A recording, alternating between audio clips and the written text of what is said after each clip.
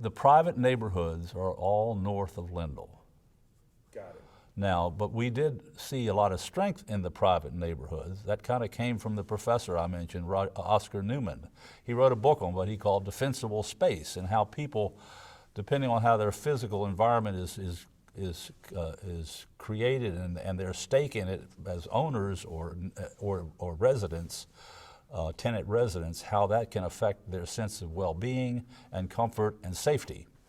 And so we saw an opportunity on the, I think it's the 4400 block of Laclede, the block between West Pine and Taylor.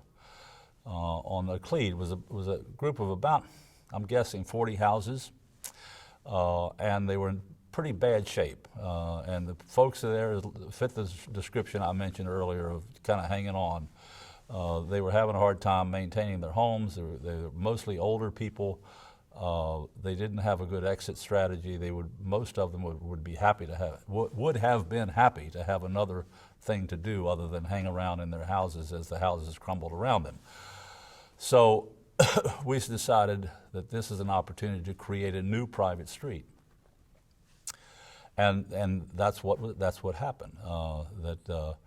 We allowed people were given the opportunity to move into a new elderly housing that was built right there at the corner of Forest Park Boulevard and Newstead. And a lot of the people that were homeowners there did that. They got better than they otherwise would have gotten for their homes, and new people came in and rehabbed those units. Each homeowner, if they got tax abatement for rehabbing their home, with the people that, by the way, this could be people who pre-existed. They could fix their homes up.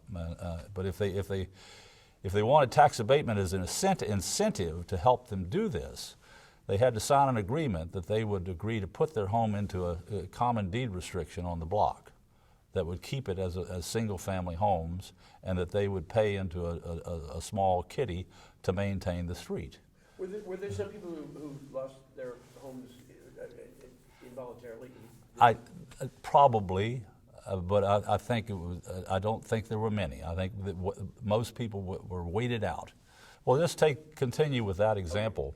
I don't remember the dates now. I'm sorry, but it was probably not very long. Let's say late 70s, as we were trying to effect this, carry it out. A house caught fire, and the roof burned off, and it was a derelict. And the new school superintendent came from out of town, a gentleman, I can't remember his name, Dr. somebody, and he said, he obviously talked to some of the right people who suggested, well, why don't you take on helping to be a catalyst for this street in the WashU Medical Center redevelopment area. The project had been going on for some years at this time. It wasn't completely nascent. It wasn't just born. And so he bought this house, as I recall, for about $9,000. Spent like $40,000 rehabbing it. And it was like that. Other people started to do the same thing. Started buying the houses and seeing the vision of what this little street could be. And it's lovely today. And by the way, I passed over part of that. The city, I believe, made a grant. This is one of the the city didn't put a lot of money in this program, period. That's an important takeaway, by the way. They did defer taxes through tax abatement on a lot of property, but they didn't put direct cash into this. One of the things they did put some money in, or a grant money they got from the government, I'm not sure, was to put in new infrastructure on this one block of the 4400 block of Laclede. They put a new median down the middle of the street. They widened the street on the sides, so that you had a driving lane, a parking lane on each side going each direction, and a nice landscape median in the middle. So that was done as a catalyst to make this whole process happen, and it worked. It worked very well.